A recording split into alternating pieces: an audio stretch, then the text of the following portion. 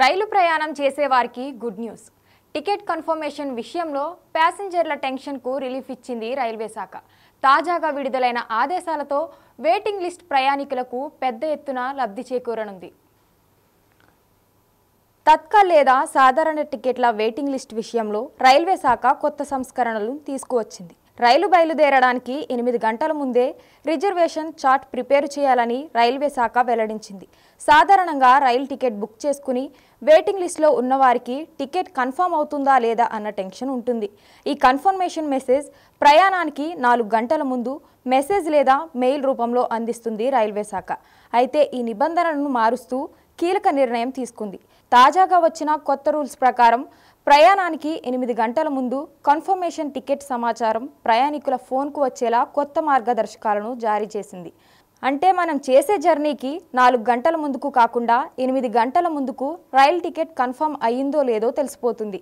ఈ వెసులుబాటు కల్పించడం వల్ల ప్రయాణికుడు ఒకవేళ తన రైలు టికెట్ కన్ఫర్మ్ కాకపోతే ప్రత్యామ్నాయ మార్గాలను ఎంచుకుని తన జర్నీని కొనసాగించే అవకాశం ఉంటుంది. అదే 4 గంటల ముందు కన్ఫర్మేషన్ మెసేజ్ ఇవ్వడం వల్ల ప్రయాణికుడు వేరే ప్రత్యామ్నాయ మార్గాన్ని ఎంచుకోవడంలో కొంత ఇబ్బందులు ఎదుర్కోవాల్సి ఉంటుంది. రైల్వే టికెట్ బుకింగ్ సిస్టంలో చేపట్టాల్సిన కొత్త సంస్కరణలపై కేంద్ర రైల్వే శాఖ మంత్రి అశ్విని వైష్ణవ్ ఉన్నతాధికారులతో సమీక్షలు జరిపారు. టికెట్ బుకింగ్ వ్యవస్థ పూర్తి పారదర్శకంగా ఉండాలని, ప్రయాణికులకు ఎలాంటి అసౌకర్యాలకు గురికాకుండా సర్వర్ విషయంలోనూ ప్రత్యేక జాగ్రత్తలు తీసుకోవాలని సూచించారు.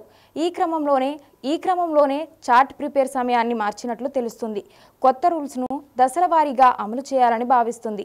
అంతేకాకుండా టికెట్ కన్ఫర్మేషన్ సమయాన్ని రానున్న రోజుల్లో 24 గంటల ముందుగానే ప్రకటించేలా కసరత్తు చేస్తుంది. ఈ క్రమంలోనే తత్కాల్ టికెట్ బుకింగ్ విషయంలోనూ సరికొత్త నిబంధనలను తీసుకువచ్చింది. జూలై 1 నుండి టికెట్ బుకింగ్ కోసం ఆధార్ కార్డు ప్రతిపాదన తీసుకురాగా జూలై 15 నుండి ఆధార్ ఓటీపీ వెరిఫికేషన్ ద్వారా ప్రయాణికులకు టికెట్లను అందించనుంది. ఆన్లైన్లో టికెట్ బుకింగ్ చేసుకునేవారు ఐఆర్సీటీసీ వెబ్సైట్ లేదా ఐఆర్సీటీసీ యాప్లో మై ప్రొఫైల్లోకి వెళ్ళి ఆధార్ కేవైసీ ఆప్షన్ సెలెక్ట్ చేసుకొని అప్డేట్ చేసుకోవాలి. అప్పుడు వెంటనే ఆధార్ కార్డుతో అనుసంధానమైన ఫోన్ నంబర్కు వెరిఫికేషన్ ఓటీపీ వస్తుంది.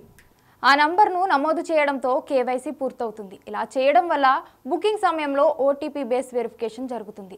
అంటే నిజంగా టికెట్ బుక్ చేసుకున్న వ్యక్తే ప్రయాణిస్తున్నారా లేక ఏజెంట్లు ఎక్కువ టికెట్లు బుక్ చేసుకుని వాటిని అధిక ధరలకు విక్రయిస్తున్నారా అన్నది తెలిసిపోతుంది. ఈ విధానాన్ని కూడా అమలు చేయనుంది రైల్వే శాఖ.